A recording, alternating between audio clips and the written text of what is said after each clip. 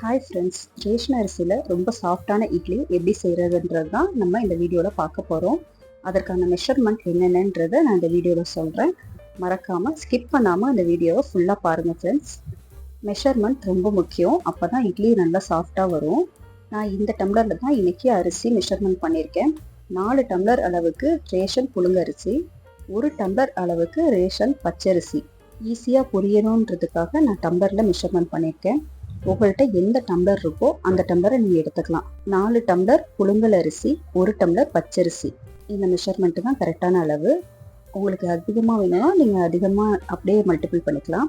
நல்லா 5-6 தடவை இதை நல்லா கழுவி எடுத்துக்கணும். நல்லா கழுவினாதான் அந்த பிசுப்பிசுப்பு, இட்லியில் வந்து ஒரு பிசுப்பிசுப்பு இருக்கும் பார்த்தீங்களா, அது இருக்காது. இந்த மாதிரி தேய்ச்சி நல்லா கழுவி எடுத்துக்கோங்க.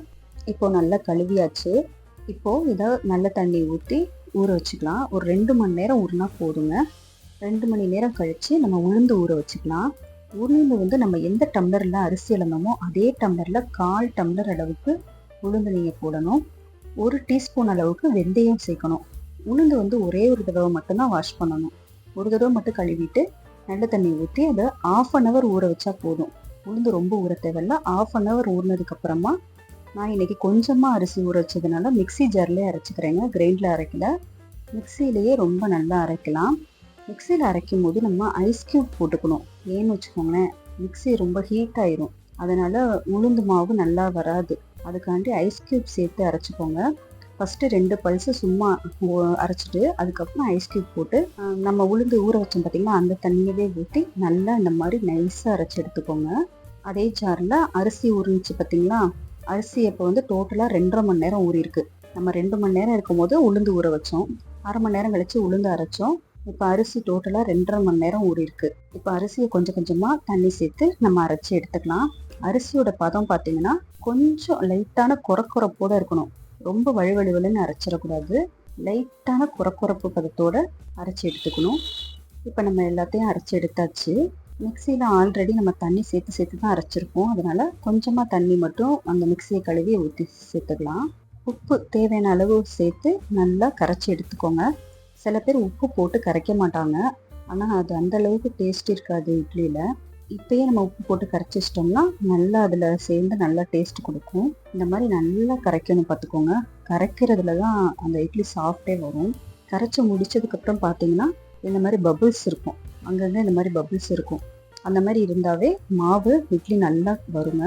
இப்போ நம்ம இதை ஒரு மூடி போட்டு மூடி வச்சிடலாம். ஒரு 6 மணி நேரம் ஆகணுங்க அது புளிக்கிறதுக்கு. 6 மணி நேரம் கழித்து நீங்கள் ஓப்பன் பண்ணி பாருங்கள். இந்த மாதிரி நல்லா பொங்கி வந்திருக்கும் மாவு. இவ்வளோ சாஃப்டாக இருக்குது பார்த்தீங்களா. இப்போ நம்ம இட்லி ஊற்றிக்கலாம். இது இட்லி ஊற்றுறதுக்கு தயாராகிடுச்சு.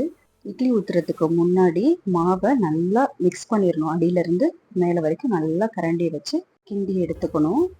இட்லி பாத்திரத்தில் தண்ணி சேர்த்து ஸ்டவ்வில் வச்சு நல்லா கொதிக்க வச்சுருங்க. இப்போ இட்லி மாவை நம்ம தட்டில் ஊற்றி எடுத்துக்கலாம். அதுக்கப்புறம் தான் நம்ம இட்லி தட்டை வேக வச்சு எடுக்கணும். இட்லி வந்து ஒரு 5 மினிட்ஸ், 5லேருந்து ஒரு 6 நிமிஷம் 7 நிமிஷத்துக்குள்ளே வெந்துடும். ஆவி வரும்போது நம்ம இட்லியை ஓப்பன் பண்ணி எடுத்துடலாம். அதுக்கும் ரொம்பவும் வேக விடக்கூடாது. வேக விட்டோம்னாலும் நீர் கொத்து ஒரு மாதிரி இட்லி சரசரன்னு ஆயிடும். கரெக்டான பதத்தில் இட்லி எடுக்கணும். இப்போ வெந்துருச்சு. ஒரு 5 நிமிஷம் நான் தண்ணி கொதி வந்துருச்சுன்னா 5 நிமிஷத்தில் இட்லி வெந்துடும். இட்லி தட்டை இப்போ நம்ம தண்ணி தெளித்து எடுத்துக்கலாம். இட்லி துணியை பார்த்தீங்கன்னா தண்ணி தெளித்து தான் எடுக்கணும். அப்போ தான் இட்லி ஒட்டாமல் வரும் அந்த துணியில்.